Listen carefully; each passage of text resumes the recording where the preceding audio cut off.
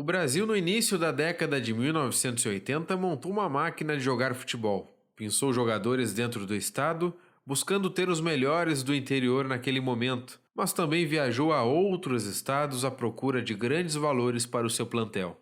Dentro do estado do Rio Grande do Sul, o Brasil não deixou escapar uma oportunidade de ouro, e vais entender o porquê durante a entrevista. O Chave Entrevista de hoje é com o Zezinho, um dos maiores pontas que já jogou pelo Grêmio Esportivo Brasil. Foram 231 partidas e 54 gols, de 1983 a 1986, depois 1988 e 1990.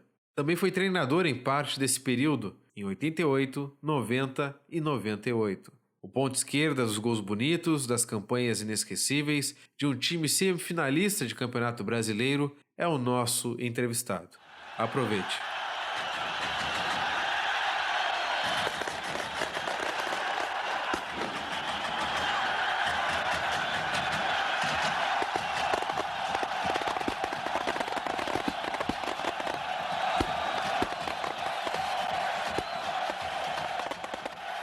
Zezinho, primeiramente é uma honra estar falando contigo, tá? Eu não te vi jogar, infelizmente, mas eu cresci ouvindo sobre os times do Brasil, sobre tu fardando, né, o uniforme do Brasil. E eu quero saber de ti, antes de chegar ao Brasil, tu chegou a jogar no Encantado com o Mickey, não é mesmo? Eu joguei com o Mickey, eu joguei com o Enio Fontana, que passou aí no Brasil também, né?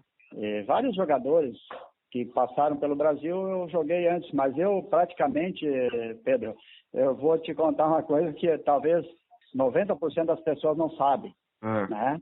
O primeiro jogo meu como atleta, como profissional, sei lá como é que eu posso te dizer, foi contra o Brasil de Pelotas e eu dei o título ao Esporte Clube Encantado. Gol na prorrogação, né? Isso, exatamente. O Mickey comentou. Então foi a primeira vez que eu entrei em campo fardado. Eu nem não tinha noção, eu não esperava de jeito nenhum, né? Entrar naquela partida, naquela decisão, porque eu era um gurizão, eu trabalhava de balconista, eu só treinava no final do dia. Eu ia treinar para completar os 22 para poder dar um coletivo naquela época para o Esporte Clube Encantado, né? Sim. E acabei indo para Pelotas sem expectativa de entrar na partida. Mas acabei entrando na prorrogação, fiz um gol, acho um dos gols mais bonitos que eu fiz na minha carreira também, e os poucos, né? Porque foi de cabeça, porque eu devo ter feito 5, 6 gols de cabeça na minha carreira toda. Mas todos que eu fiz de cabeça foram muito bonitos, até, por incrível que pareça. E alguns até levei 5 pontos, como foi em Bagé com o Brasil, uma vez, né? Tá me ouvindo ainda? Tô. Tá, não, é que deu sinal aqui, achei que tinha caído, desculpa, Pedro. Não. Em Bagé com o Brasil eu levei 5 pontos no queixo uma vez, que eu subi para cabecear, fiz o gol, e quando eu vinha descendo que o zagueiro ia subindo, né? Então houve um choque muito grande, eu fui parar no pronto-socorro. Então, assim, uma história maravilhosa, uma história minha com o Brasil. O seu Geraldo Sica, que já é falecido, era uma pessoa, um torcedor fanático do Grêmio Esportivo Brasil, e ele, todos os dias, ele me esperava depois dos treinos para poder tomar chimarrão comigo, né? Então, uma pessoa que me marcou, e ele me cobrava muito. Tu veio aqui, a primeira vez que tu veio aqui, tu tirou o título do Brasil aqui dentro do Peito, agora tu tá aqui, né, defendendo o Brasil. Eu defendo as cores, né? E até quando eu cheguei no Brasil, Pedro, muita gente dizia, olha, aqui não é fácil jogar, aqui a torcida cobra, mas é o que eu gosto, como eu gosto que o torcedor me cobre, eu gosto da torcida contra, eu gosto da torcida a favor, né? Porque daí você cresce, você se esforça, E eu cheguei no Brasil, o primeiro jogo que eu fiz foi contra o Inter de Santa Maria, eu fiz 2 gols, né, Pedro? Olha. E ali eu ganhei a torcida. Claro. Né? Dali para frente eu fui goleador do Brasil e eu costumo dizer para o Brasil chegar à fase que chegou a esse campeonato brasileiro que todo mundo fala. O Brasil teve uma história complicada. Não sei se muita gente lembra. O Brasil tinha 12 pontos a disputar, o Brasil estava no rebaixamento do Campeonato Gaúcho. Tinha 12 pontos a disputar, tinha que ganhar no mínimo 11 para chegar ao hexagonal, né? E isso acho que muita gente não lembra, nós fomos atrás dessa classificação do Campeonato Gaúcho e acabamos sendo vice-campeão gaúcho naquele ano, por incrível que pareça, né? Já vamos chegar lá, mas é uma boa informação, Zezinho, isso aí, a luta que foi para classificar, né? Mas antes, eu quero saber, assim, quem é que te buscou para tu vir ser jogador do Brasil? Como é que foi o contato ali em 83, né, que tu chegou no Brasil? Como é que foi, enfim, quem te convidou, quem era o treinador? Eu estava na Ponte Preta, estava voltando da Ponte Preta, que eu era emprestado pelo Caxias, né, Pedro? E eu tinha jogado na Ponte Preta aquele ano. A Ponte Preta foi vice-campeão paulista, perdeu o título para o São Paulo, no Morumbi, né? E eu fui vice-campeão paulista naquele ano. E voltei para o Caxias, que era o clube que era dono do meu pai, né? E naquela época o falecido Vitor Berticelli, muita gente lembra, muitos não vão lembrar, não vão nem, né? Principalmente da tua idade, pessoas mais jovens, de repente não lembram do Vitor Berticelli, era um dos grandes diretores de futebol que existiu no campo de futebol gaúcho, no caso. E ele levou o Felipão para o Brasil. Sim. Ele levou o Felipão para o Brasil, foi o falecido Berticelli, Vitor Berticelli, né? Da Silva. E com isso, eu tinha jogado com o Felipão no Caxias, né? Estava voltando, o Caxias não tinha interesse em renovar comigo, que segundo eles o meu salário era muito alto, né? O Caxias. E acabei ficando, né, sem contrato, e aí o Felipão mandou me buscar, né? E foi desse jeito que eu cheguei ao Brasil, e com dificuldade de assinar um contrato com o Brasil também, porque o falecido José Rodolfo Azocar foi comigo a Caxias. Sim. Buscar a minha liberação no Caxias, né? Porque eles não queriam me liberar, não queriam renovar e também não queriam me liberar. E eu me lembro que até hoje, quando chegamos a Caxias do Sul, eu e o Azocar, falecido Azocar, que nos deixou essa pessoa maravilhosa, né, que para mim era como um pai, era uma pessoa que jamais será esquecida por esse grupo do Brasil, né? Jamais. Porque era uma pessoa maravilhosa, um pai para todos, né? Brincalhão, né? Era uma pessoa fantástica. Para quem não conheceu, né, não faz ideia do que era o José Rodolfo Azocar. E lá os diretores do Caxias, quando me liberaram, disseram para o Azocar: vocês estão levando um problema. Né? Assim que eu fui taxado, depois de ter feito tudo que eu fiz pelo Caxias, que eu sou um dos maiores goleadores da história do Centenário. Olha. Eu fiz 144 gols com a camisa do Caxias. Que problema, né? Então, isso tem coisas no futebol que às vezes magoa, que às vezes machuca, né? Mas eu estava tranquilo, eu conhecia do meu potencial, sabia o que eu podia realizar, do que eu poderia apresentar, né? E foi isso que eu fui fazer no Bento Freitas. Me apaixonei pela torcida e, para mim, até hoje, eu sou um apaixonado pelo Brasil e acho, assim, que a maior torcida do futebol brasileiro é a torcida do Brasil em proporção, entende? A mais apaixonada, a mais apaixonante é a torcida do Brasil. Eu sou grato por ter conseguido vestir essa camisa, né? E até hoje eu sou Brasil. Todo mundo me pergunta: tu é Grêmio? Tu é isso? Não, sou Brasil. Eu sou Brasil, né? E torço pelo futebol gaúcho e principalmente pelo futebol pelotense. Ah, muito legal, Zé. Eu também. Quando me perguntam é Grêmio Inter, eu sou Brasil. Eu não sou mais ninguém. Exatamente. Eu acho que eu sou um apaixonado do Brasil. Todo mundo sabe, meus amigos sabem. Aqui dentro da minha loja, eu estou aqui. Tem um quadro atrás aqui que tem a minha foto e os anos que eu joguei no Brasil de Pelotas.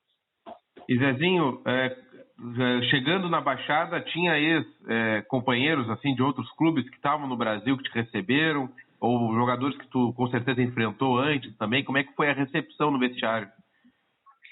Eu cheguei ao Brasil, praticamente era um grupo novo, né?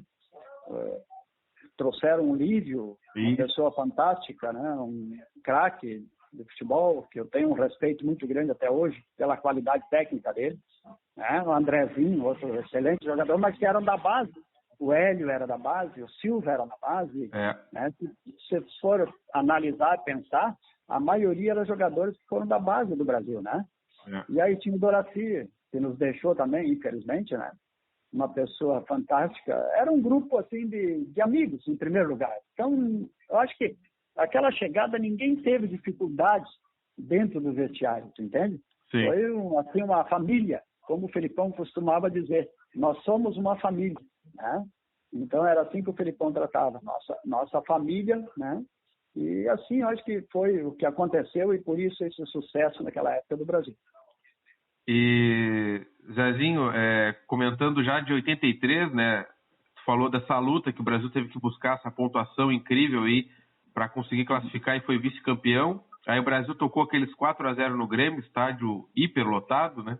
E tu fez o gol olímpico, né? Exatamente. Como é que foi a preparação para essa partida, Zezinho? Mas isso aí, Pedro, foi depois daquele sofrimento de classificação, né? Sim. Foi depois. Aí, como o Brasil foi vice-campeão gaúcho, né? Aquela época entrava o campeão e o vice no campeonato nacional. Era campeonato nacional, não era campeonato brasileiro. Né? Era só campeão e vice dos estados. E como o Grêmio tinha ficado em terceiro, eles não podiam tirar o Grêmio do campeonato nacional, no caso, né? Para colocar o Brasil. Então, eles inventaram esses 2 jogos extras para que o Brasil ficasse fora. Né? Só que com a campanha do Brasil, aquele ano, não perdeu um clássico do Brapel e nenhum clássico contra a dupla Grenal. O Brasil não foi derrotado pelo Inter ou pelo Grêmio, nem em Porto Alegre, nem no Bento Freitas, por incrível que pareça. Não teve nenhuma derrota. Se você pesquisar, vai ver que o Brasil não perdeu para esses grandes aí, nem em Porto Alegre, nem em Pelotas. Né? E aí, eles tinham que tentar tirar o Brasil de qualquer forma. Aí fizeram o Brasil, a diretoria, o Azocar, o Rogério Moreira, o presidente, né? Queriam, pelo menos, que jogasse a final no Bento Freitas, né? A segunda partida, a partida da volta. Claro. E o Brasil foi a Porto Alegre na quarta-feira, jogamos contra o Grêmio lá, nós estávamos perdendo por 1-0, até os 46 do segundo tempo, que eu empatei o jogo. Né? Eu empatei lá no Olímpico e ficou 1-1. A decisão foi para o Bento Freitas. E aí aconteceu aquilo que aconteceu, todo mundo sabe, os 4-0, né? E aí não teve como tirar o Brasil do campeonato nacional. Aí tiveram que colocar os 3, né?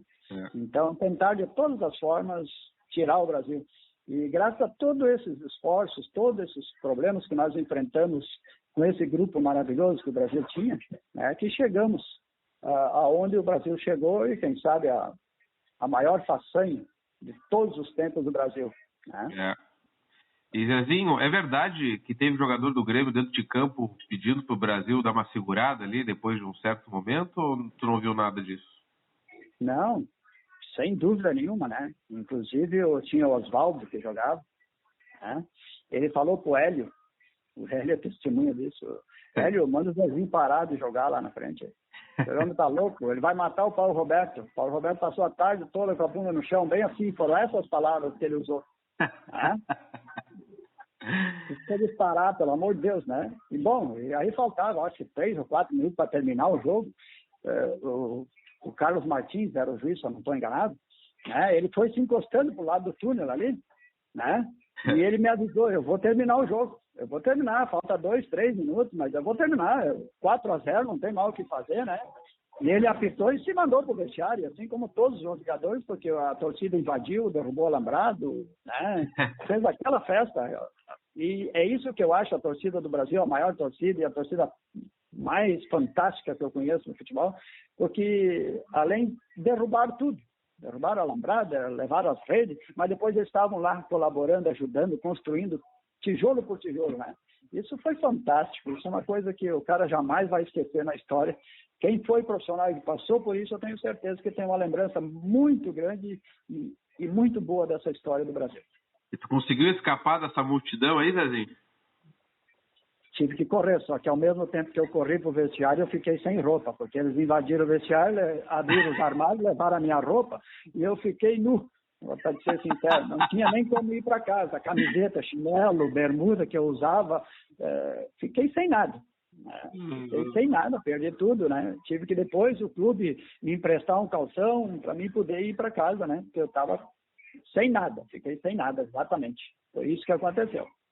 Mas isso tudo foi maravilhoso, né? Isso a gente nem dava bola naquelas alturas, né? Porque eu acho que a torcida fez a maior festa e a gente também tinha dado a eles a oportunidade de poder, né, presenciar e viver aquele momento que nós tivemos o prazer de viver. E a gente falou um pouco aí do Filipão já, né? Mas como é que foi trabalhar com ele, assim, né, desse ano de 83? Olha, o Felipão sempre foi uma pessoa, assim, muito vibrante, técnico muito inteligente, que cobrava de todos os atletas. E não sei se muita gente não sabe, ele morava comigo, no meu apartamento. Né? Sim. Morou comigo aí na 15 de novembro ali. Né? Então, a gente morava junto e a gente brigava mesmo assim. Né? Aconteceu um treino que o Brasil ia jogar contra o Esportivo em Bento. E ele me pediu para mim voltar lá atrás para marcar. Volta lá para ajudar a marcar. Não, eu não marco, eu não sei marcar, não marco e eu ganho para fazer gol, eu não ganho para marcar. Foi essa a resposta que eu dei para ele. Né? Aí ele me tirou do time, né? Me botou no time de baixo, no time reserva, e na hora da lista para viagem a Bento, eu me lembro até hoje, ele botava na ordem, né? O 1, o 2, o 3, o 4, o 5, o 10, 11, 12, 13, 14, 15, 16. E eu estava lá o 16º, porque naquela época eu só podia ficar 5 no banco, né? E eu estava no 16º, eu olhei para ele e eu perguntei, eu vou ficar na reserva? Tu vai ficar na reserva. Eu disse, não, então eu não vou viajar, porque eu na reserva não fico. Foi essa briga que eu tive com ele, eu nunca me esqueci dessa briga que eu tive com ele. Ele disse, então tu tá fora. Eu disse, tudo bem, mas eu na reserva não fico. Quer me deixar fora, deixa. Agora, na reserva, não. Aí ele me deixou fora da lista. Nem na reserva e nem na lista eu não entrei. E o Brasil foi a Bento, e o Brasil tomou 3-0 em Bento. Né? E aí, quando nós voltamos, na quinta-feira, o treino, pronto para o jogo de domingo, era contra o Aimoré, em casa, eu me lembro bem que eu nem falei nada, fiquei quieto, e ele me botou no time de baixo. E eu treinando no time de baixo, eu me lembro que o Hélio, né? O Hélio ainda dizia para ele dizia, dá uma chegada naquele, com todo o respeito, aquele filho da P, né? O Felipão tem a mania de dizer isso, né? Na hora do... Isso aí é uma coisa normal dentro do esporte, né? E ele dizia, dá uma pegada nele, não sei o quê. E o Hélio dizia, mas não dá, não conseguimos. O homem é muito rápido, não tem como pegar o homem, né? E aí foi daqui a pouco, ele sempre usava uma trouxinha embaixo do braço, não sei se vocês já notaram isso, ele sempre tem uma trouxinha de camisa embaixo do braço, né? Quando ele quer mexer no time, quer trocar, então ele tem a camiseta ali, né? Sim. Ele pegou uma camiseta daquelas e me jogou na cara. Toma, vai lá, ajuda a marcar. Eu peguei a camisa, dobrei e joguei de volta nele. Não, eu não vou marcar. Né? Continuava com a mesma ideia, que eu não ia marcar. E ele pegou a camisa, ficou mais uns 10 minutos ali, daqui a pouco ele pegou, toma, vai lá, faz o que tu quer, sabe? Agora nós estamos falando a mesma língua. Agora sim. Aí eu fui pro time de cima, treinei e acabei no jogo, se vocês forem pesquisar, um dos gols mais bonitos que eu fiz, acho que na história do Bento Freitas aí, um cruzamento do Júnior Brasília, eu ameacei bater de primeira, a bola vinha na caída, no bico da grande área, no outro lado, pela esquerda, e eu vinha na corrida, eu levantei a perna para bater de primeira, ameacei bater de primeira e dominei, peguei ela lá em cima e botei no chão. Passou o zagueiro, lateral, goleiro, passou tudo. O gol ficou aberto, eu só com o pé direito só encostei para dentro, né? Fiz 1-0. Aí ele me xingava, me chamava de filho da P, né? Volta para marcar. E eu fui lá no túnel, filho da P, tu. Né? E eu me lembro que o Cássio era o goleiro reserva naquela época. O Cássio se torcia de tanto rir, né? Então, histórias assim maravilhosas, histórias que eu passei no Brasil aí, que eu vou te dizer, eu sou um saudosista. Né? Sou um saudosista. Às vezes eu evito de falar para não ficar com saudade daqueles tempos. Mas olha, histórias incríveis mesmo, né? E em 84, Zezinho, a gente tem a tua ficha aqui, tá? Tu jogou 231 jogos com a camisa do Brasil e fez 54 gols com a camisa do Brasil. E em 84, tu jogou 61 partidas, é jogo pra caramba, né? E a gente foi bicampeão do interior, né? Porque 83 acho que também foi campeão do interior, assim, considerado. Sim, junto. Foi vice-campeão gaúcho, né? Bicampeão do interior, sabe? Isso. E aí a gente fez uma ótima campanha no Nacional, venceu o Cruzeiro, venceu o Inter, venceu o Flamengo na Baixada 84 também. O que te lembras mais desse ano, assim, do Nacional? Assim, um jogo muito difícil ou algo engraçado? Assim, com essas histórias que tens bastante aí. Olha, tem tantas coisas, jogos assim, né? Talvez para a história do Brasil, o jogo contra o Flamengo foi eu acho que o auge, né? Foi aquilo que ninguém esperava um Flamengo no Bento Freitas, né? Como todo mundo fala até hoje, né? Eu ouço, assisto, vejo algumas entrevistas, né? O Flamengo do Zico, Júnior, Fidjol, Leandro, Moser, né? Adílio, essa fera tudo no Bento Freitas, né? Isso graças a esse grupo, né? A essa família que a gente tinha, que nós chamava de família, né? O Brasil era uma família, a gente tinha um respeito muito grande por um pelo outro, né? A gente fazia junto, a gente conversava depois de reuniões com treinadores, com diretores, com presidente, a gente se reunia no meio de campo só os jogadores e a gente, né, comentava aquilo que a gente poderia, o que não poderia ser feito, né, o que nós tínhamos que fazer. Eu sei que a maior preocupação nossa foi classificar, né, aquela quadrangular final, que nós tínhamos um Bahia pela frente, há 32 jogos sem perder. 32 jogos o Bahia não perdia, né? E a gente ensaiou jogadas, e se vocês analisar, por incrível que pareça, quem participou dos treinos, o Hélio, Silva, que foram os jogadores que marcaram os gols. Foram os 2 jogadores que marcaram os gols, porque nós treinamos, porque o Bahia saía, na hora que você batia na bola, o Bahia saía, a defesa saía toda, deixava todo o ataque em impedimento. Né? E a gente ensaiou a semana toda isso. E aí teve uma dificuldade com os colegas, porque eu não tomava distância da bola. Né? Era um passo da bola para mim e deu, cortava onde queria. Né? E ali os caras, começaram, mas não dá para treinar, porque o Zé não toma distância. Né? Aí eu me lembro que o treinador disse, mas é o jeito dele. Nós não podemos mudar a característica dele, senão não vai sair o cruzamento como sai. Não tem como. Vocês vão ter que se adaptar, saber que quando o juiz apitar, está valendo. Porque o Zé está batendo na bola. Sim. Né? Então foi feito, e aí quando o juiz apitava, saía os atacantes, o Bira, saía o Lívio, os caras saíam de dentro junto com a defesa e vinha de trás o Hélio e o Silva. Né? E se tu olhar nesse jogo no Bento Freitas, foi 2-0 para nós, com 2 gols de falta, do mesmo lugar, na mesma posição. Né? Aí pela meia esquerda, quase bico da grande área. Sim. Né? Não das sociais lá do placar eletrônico aí de entrada aí, né? Então, se você acompanhar isso aí, eu seguido tenho visto esses lances aí, né?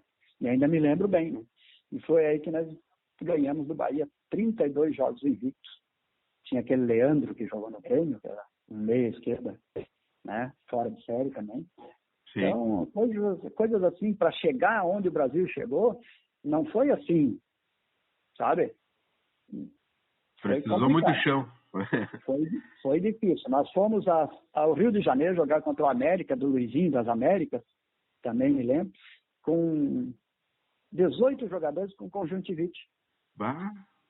18 jogadores com conjuntivite. Acho que o único jogador que não tinha conjuntivite era eu. O único que não pegou naquele grupo. Nós não tinha quase ninguém para entrar em campo, porque o pessoal estava com... Né? Sim. Assim... os olhos inchados, tinham feito, claro, o tratamento, tinham passado aquelas águas boricadas, aquelas coisas tudo, mas nada disso tinha, né? Não resolvia. Tinha uma pandemia naquela época disso, conjuntivite, foi o Brasil todo também, né? E aí nós fomos lá para Andaraí, jogar contra o América, e nós estávamos perdendo de 1-0 também, um jogo que não poderia perder, e aos 46 do segundo tempo eu empatei o jogo também, né? Eu sei que arranquei pela esquerda ali, derrubei quase todo o time do América. Na saída do goleiro, só cabia a bola entre o goleiro e a trave, e eu consegui colocar a bola ali e fazer 1-1. Né? Então, coisas assim que a gente passou, que não foi só um mar de rosas, chegamos lá em terceiro, não. Teve muita luta até chegar aí. Né? E teve algum momento, Zezinho, assim... um pouco mais fora de campo, né? Algum problema, sei lá, num treinamento, uma briga, alguma coisa assim que poderia ter atrapalhado vocês na sequência do campeonato? Porque acontece, é um grupo, né? Muita gente. Teve algum momento assim, que estremeceu um pouco a ligação que vocês tinham enquanto jogadores ou com a diretoria? Ou foi tudo, essa parte aí foi tranquila? Assim? Em primeiro lugar, existe isso, exatamente, né, Pedro? Tu sabe que todos os clubes existem. Sim. Né? Mas esse momento, no Brasil, não aconteceu nada disso, mas nada mesmo. Né? Eu já passei, eu joguei em 15, 16 clubes e sei que isso acontece. É normal acontecer. Mas aí, aquilo que eu disse, era uma família. Né? Se um jogador, eu me lembro que muitos garotos da base que treinavam, porque o Brasil tinha 8 jogadores que eram da base, para completar coletivo, de coisa, né? Naquela época não é que nem hoje, tu fica 22 jogadores à disposição para o mesmo jogo. Era 16 só. Então, o Brasil tinha 13, 14 jogadores de alto nível, o resto era completado pela base do Brasil. Né? Os jogadores ali que estavam surgindo, Renatinho, Calanca, né? Tinha Manuel, tinha quantos jovens ali. Mas mesmo essa gurizada toda, eles faziam parte daquela família. Sim. Era um respeito. Né? E nós tínhamos uma diretoria que, olha, eu vou te dizer uma coisa, Pelé. É muito difícil ter uma diretoria como essa que o Brasil tinha. Azocar, Rogério Moreira, Giovanni Mateia e outros tantos, professor Assis. Isso aí eram os pais. Isso aí não era diretor. Né? Então não tem. Eu cansei, e esses jovens aí, que eu queria te dizer, eu cansei de chegar na diretoria e dizer, olha, ver o caso do fulano, do ciclano, que eles não têm dinheiro para vir treinar. Eles precisam de dinheiro para o ônibus, pagar passagem para vir para o treino. Sim. Isso aconteceu, Pedro. Eu fazia. Teve uma vez que um diretor me disse, mas e tu, você não pede aumento para ti? Não, eu tenho um contrato. Eu cumpro o meu contrato até o fim. Aí depois, se eu perdi, você não tem que... Eu vou recuperar o que eu perdi. Né? Eu era assim. Sim. Mas eu gostava de ajudar os meus colegas. E muitos deles têm entrado em contato comigo até hoje. Semana passada, Carlos Magno e outros tantos me ligaram, né? Ainda lembrando daquilo que eu fiz por eles. Não fiz aquilo para aparecer. Eu fiz para defender o grupo e para que o grupo ficasse unido, né? Claro. E que eles também tivessem a oportunidade que eu tive. Eu também, como eu disse no início da entrevista, que eu tive uma oportunidade no Esporte Clube Encantado que eu não esperava. Né? Então, sim, todo jovem que tem um potencial, ele espera que alguém dê uma mão, que alguém ajude, que dê uma oportunidade. Né? Então, foi isso que aconteceu e eu, até hoje, só tenho grandes lembranças, né? De Pelotas, principalmente do Brasil. Mesmo quando eu cheguei, teve um torcedor que ele foi para o Alambrado e ele me chamava de José. Ô José, né? Tu de repente não conheceu o Casanova, que tinha uma oficina bem na frente do estádio. Não, já ouvi falar. Né? Uma pessoa que cobrava bastante também. Ele, tu vai ver jogar aqui, não é assim, não sei o que, não sei o que. Né?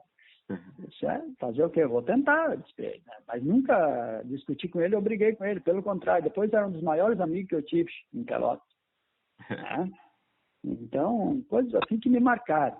O Vanderlei, da torcida, da Garra, aí, né? Esse cara aí também, eu acho que ele me disse um dia depois que eu parei, eu voltei a Pelotas um dia, eu estava no estádio, ele me encontrou e disse, eu quero que tu vá lá em casa ver o que eu tenho teu lá. Ele tinha toda a minha história na casa dele. Ele disse, nunca nenhum jogador entrou aqui. Tu é o único que vai entrar. Tá? E ele tinha um cachorro de uns 1,5 metros, 2 metros de altura. Né, no portão. E ele só disse pro cachorro, não, esse é amigo. O cachorro não se mexeu. Ficou ali. Eu nunca esqueci também, sabe? Mas eu tremendo de medo, aquele baita bicho ali. Nunca me viu, né? Nunca me viu, vai pensar, veio fazer o quê aqui? E eu fui lá, ele tinha toda a minha história lá.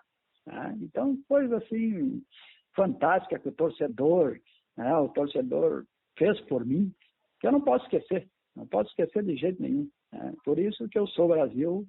E o Esporte Clube Pelotas também, vou ser bem sincero, eu torço, porque o tamanho do futebol de Pelotas depende da dupla da Pel, né?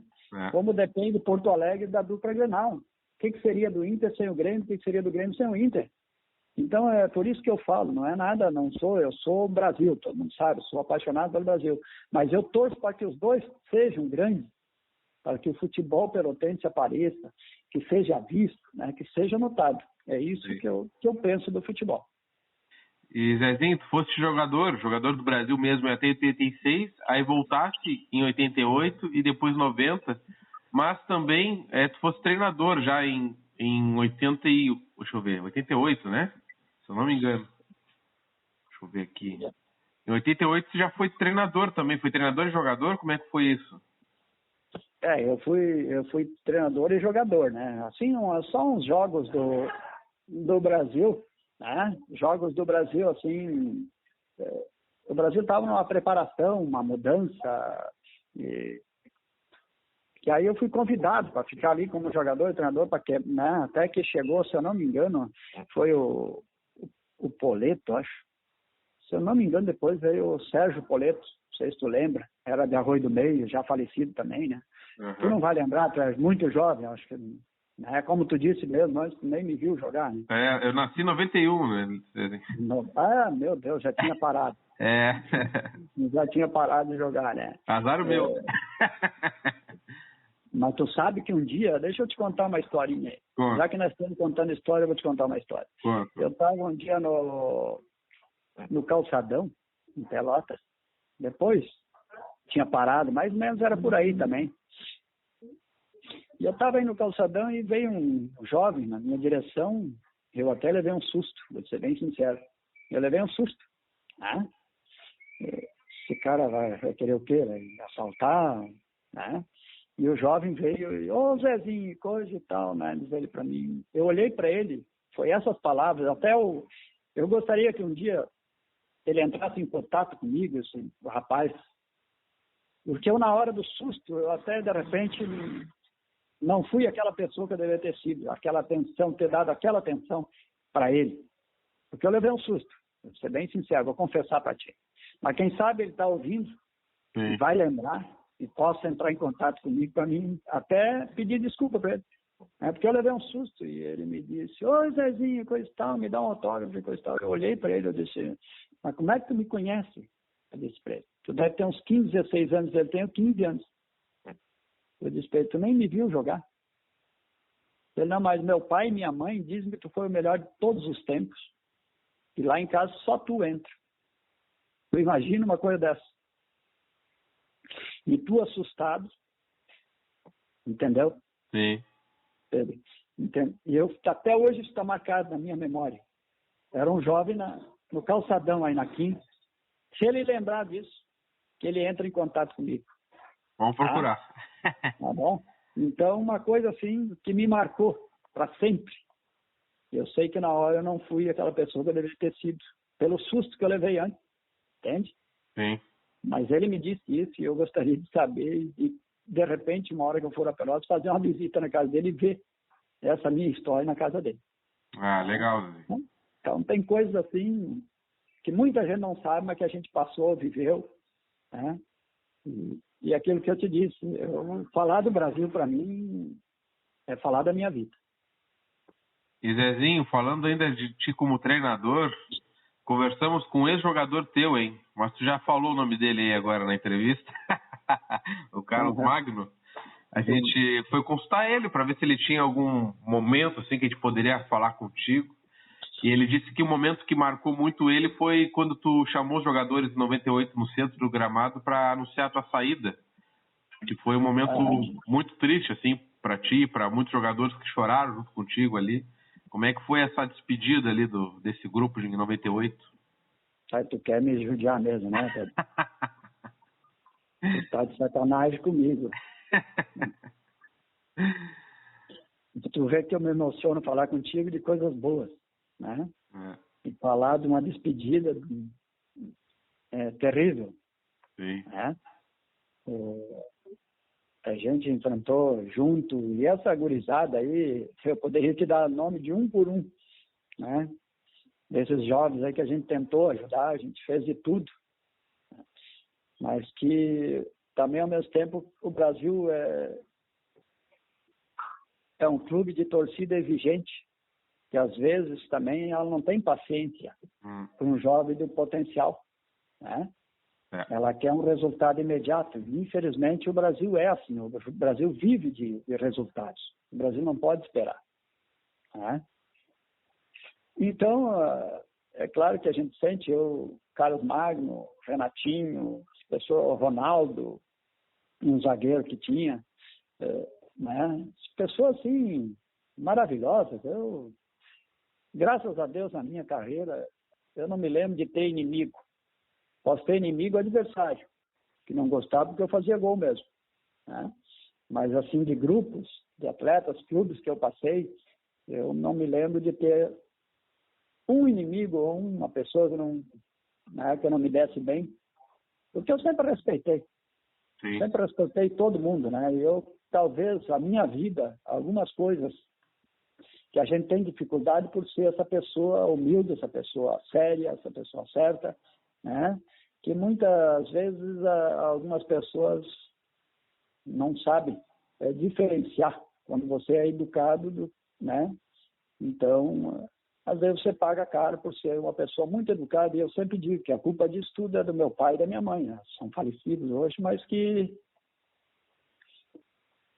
me ensinaram a respeitar as pessoas. Sim. E, Zezinho, falando ainda...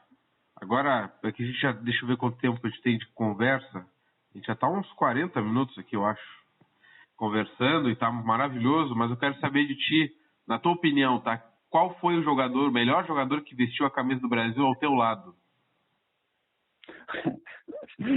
Eu tô dizendo, tu tá de brincadeira comigo, tu tá de gozação comigo.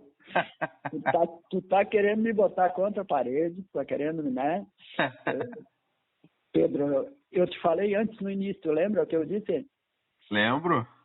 O que eu disse do Lívio? Do Lívio, que era o referência técnica, tu citou também o Andrezinho. Exatamente. Então, tu vai falar dessas pessoas, do Júnior Brasília. O Hélio, para mim, foi um dos melhores zagueiros que eu vi jogar futebol, mas que ninguém deu uma oportunidade para esse pocateira, como eu chamo ele sabe? Eu não estou falando nada que ele não saiba. Eu sempre que eu converso com ele, que eu falo com ele, eu chamo ele assim. Pocateira, como é que tu tá? E tal, né? Sempre foi desde jovem, né? Então não tem, né? Sim. Então, uma pessoa assim, fabulosa, que é o Hélio, para mim foi um dos melhores zagueiros, que mais cabeceava. E aí muita gente vai dizer, mas com aquele tamanhinho. Mas olha, a impulsão do Hélio, se você analisar, então é difícil. O João Luiz, né? Silva, é muita gente. A Mauri, aquilo era fantástico, né? Então, tem muita coisa. Eu joguei no Grêmio, eu joguei no Goiás, eu joguei na Ponte Preta com 7, 8 jogadores de seleção brasileira, mas nunca tive um grupo como esse que o Brasil teve, né? Sim. Pessoas assim de um alto nível. A gente era uma família, tanto é,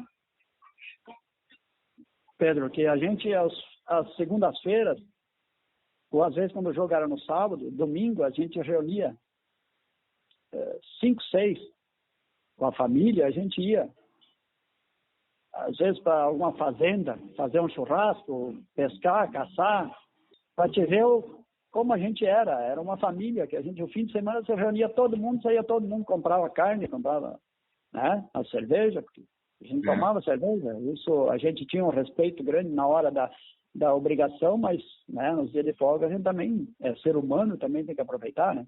Claro que tudo dentro dos limites, né? E eu sempre fui um profissional que, às vezes, quando eu voltava de férias, para te ter uma ideia, o professor dizia para mim, não, eu vinha 2 quilos abaixo do peso.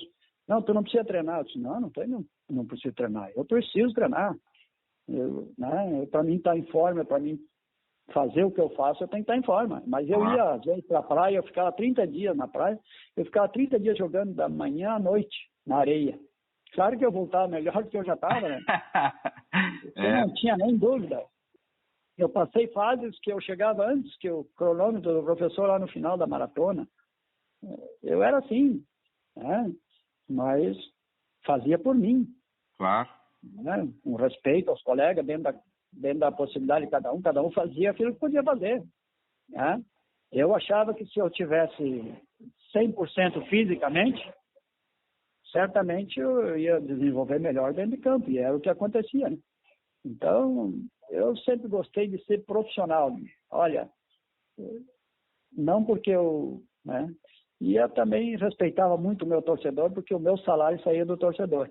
Isso eu sempre digo. Jamais um jogador pode reclamar da torcida quando a torcida vai ou quando a torcida, né, te aplaude, porque é graças ao torcedor que existe os clubes em primeiro lugar e que existe um emprego para o atleta. Eu estou muito preocupado, já saindo um pouquinho só, depois voltamos ao assunto, né, Pedro? Mas já que estamos falando, sim. Esse negócio do campeonato, com essa pandemia, o campeonato aí, olha, eu sou uma pessoa que, primeiro, os métodos do Ministério da Saúde têm que mudar, porque tudo que fizeram até agora nada deu certo. Né? Cada vez está aumentando mais os casos, a pandemia está aumentando. Então, eu acho que alguma coisa está errada, em primeiro lugar.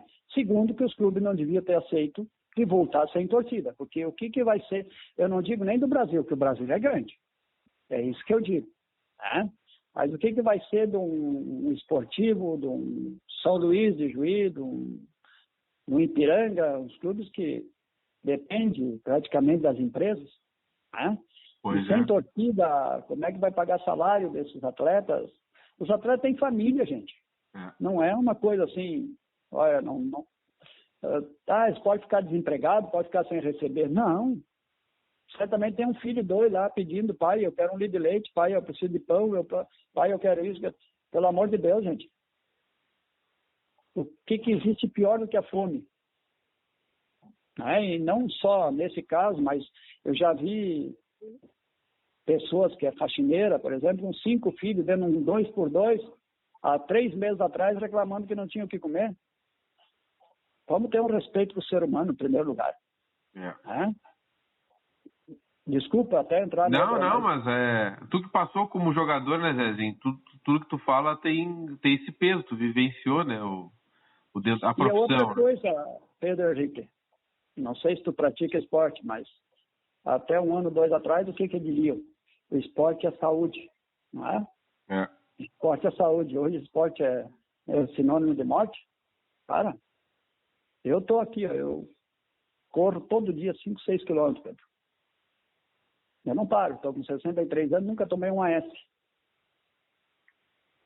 Né? Porque a maior defesa do meu organismo é eu mesmo que tenho que dar. Agora, Zezinho, Oi. Desculpa te interromper, mas tu correndo tudo isso aí por dia, já vou te mandar o contrato, então, para jogar no Brasil de novo. Não, eu corro todo dia isso, cara. Todo dia. Ontem mesmo eu saí daqui, fechei minha loja, fui para casa, botei minha roupa e fui correr na cidade. Os meus amigos vêm aqui e eles dizem, eu te vi correndo ontem à noite, eu te vi correndo ontem. Eu faço mesmo. Né? Eu estou com mesmo 73 quilos de quando eu jogava. Olha aí. Não tem problema, Pedro. Então é isso que eu te digo. As pessoas têm que cuidar da própria saúde. Não é o Ministério da Saúde que vai me dizer o que eu posso, o que eu devo, porque se fosse assim, a dengue não matava ninguém, o mosquito não matava ninguém. Eu costumo dizer isso para os meus amigos. Doa a quem doer, infelizmente. Se for uma pessoa sedentária, imunidade baixa, com problema de coração, com problema de pulmão, qualquer infecção, o nosso clima aqui, o nosso frio, o nosso inverno, vai afetar as pessoas, sem dúvida nenhuma.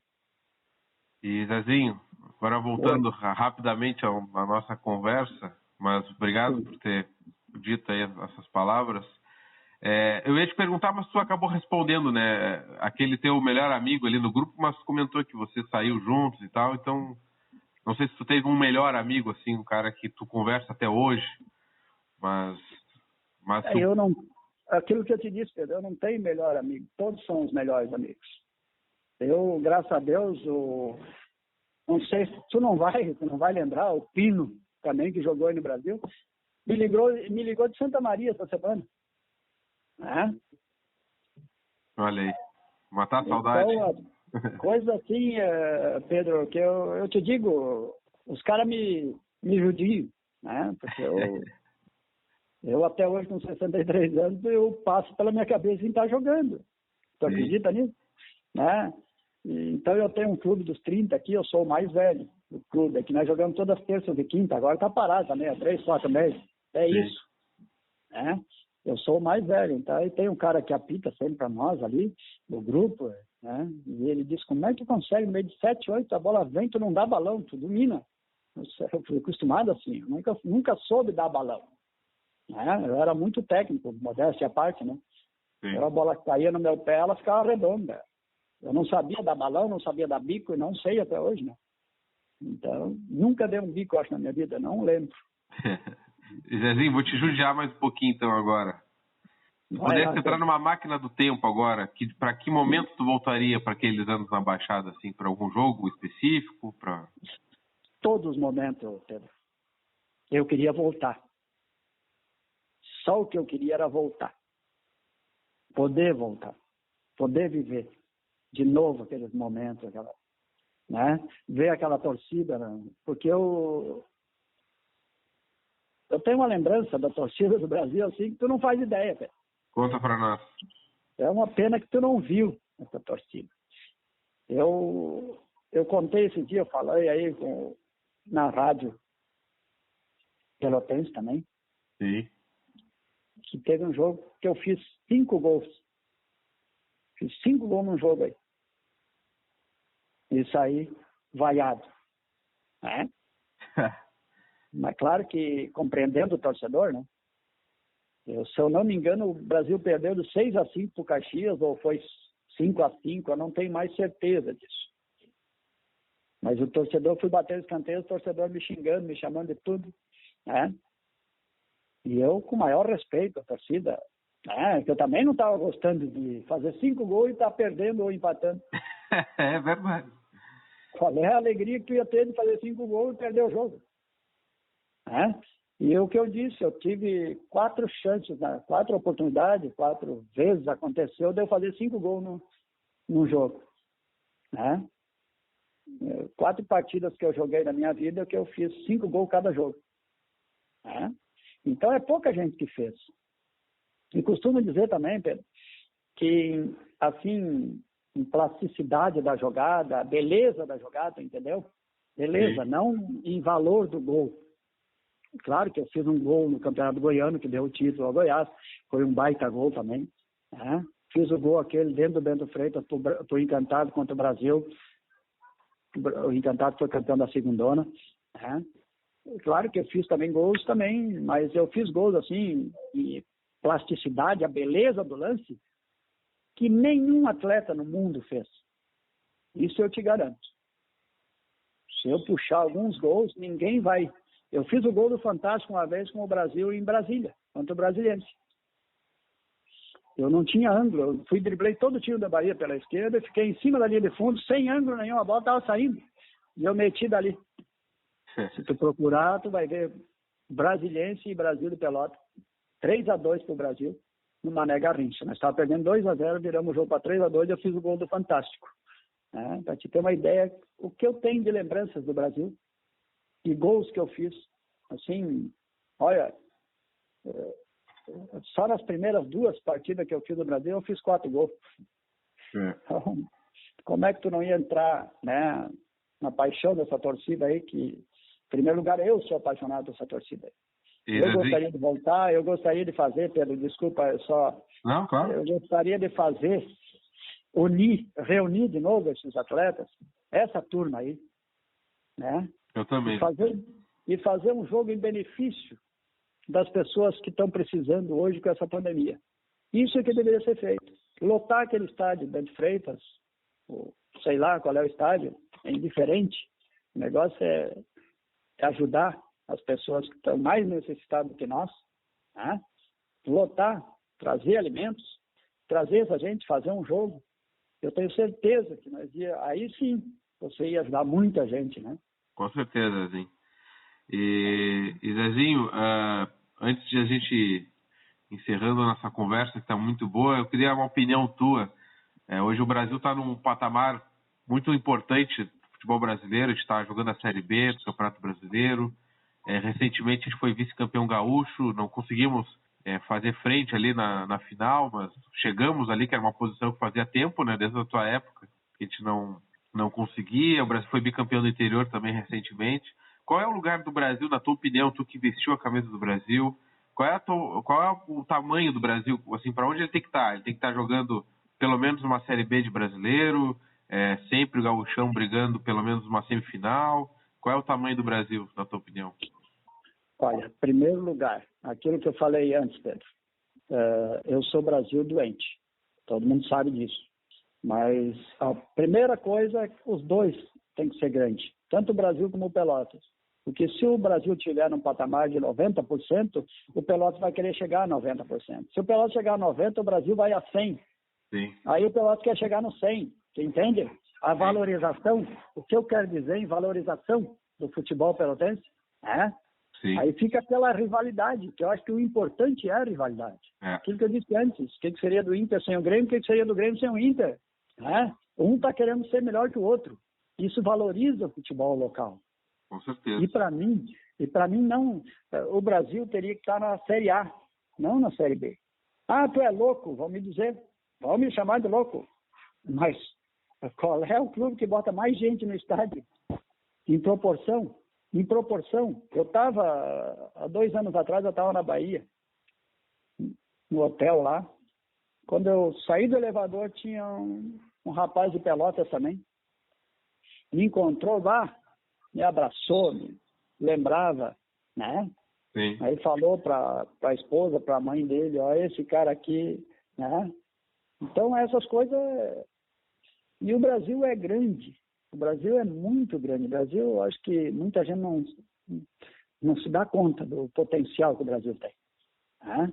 O Brasil tem uma torcida. O Brasil pode ser grande porque a torcida, né, garante isso. O torcedor do Brasil, ele é um torcedor assim que às vezes deixa até de comprar um litro de leite para ir num jogo do Brasil. É por isso que eu acho que eles merecem o melhor. Né?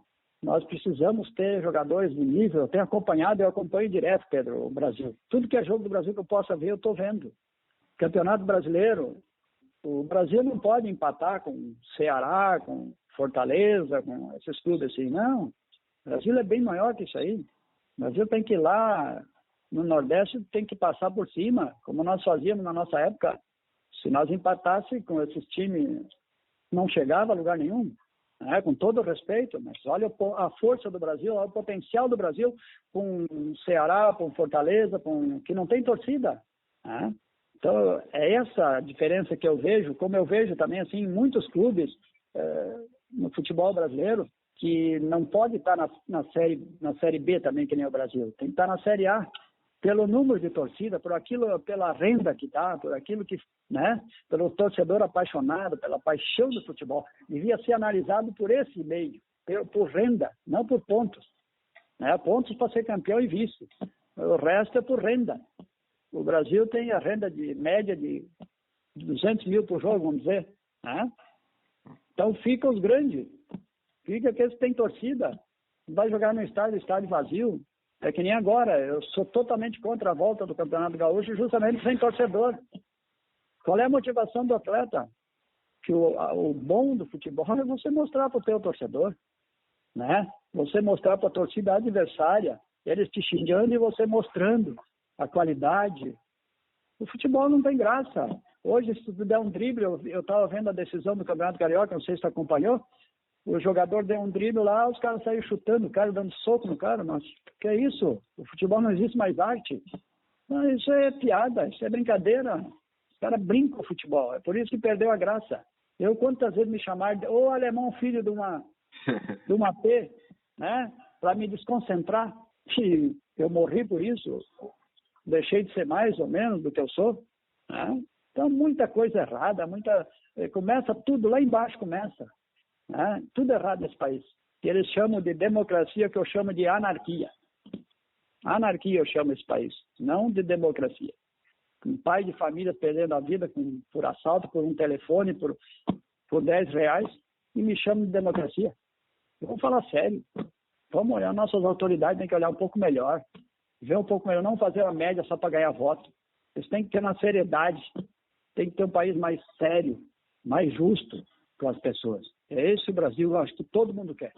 Zezinho, muito obrigado, viu, pelo tempo, por ter conversado comigo. Eu quero te agradecer também por todos os gols e pela forma como tu vestiu a nossa camisa. Está na história do Brasil, eu acho que isso, assim como o torcedor te viu na Bahia e te abraçou, eu acho que essa é a maior vitória que vocês conseguiram para vocês mesmos também, vocês nunca vão ser esquecidos. E aqueles anos ali na década de 80, ali, o Brasil fez uma campanha que pouquíssimos clubes do interior do país já fez ou vai conseguir fazer um dia. Acho que a cada ano que passa fica mais difícil repetir o que vocês fizeram. Então, muito obrigado por ter sido o jogador que tu foi. Ainda bem que o Caxias não renovou teu contrato. Te aproveitou.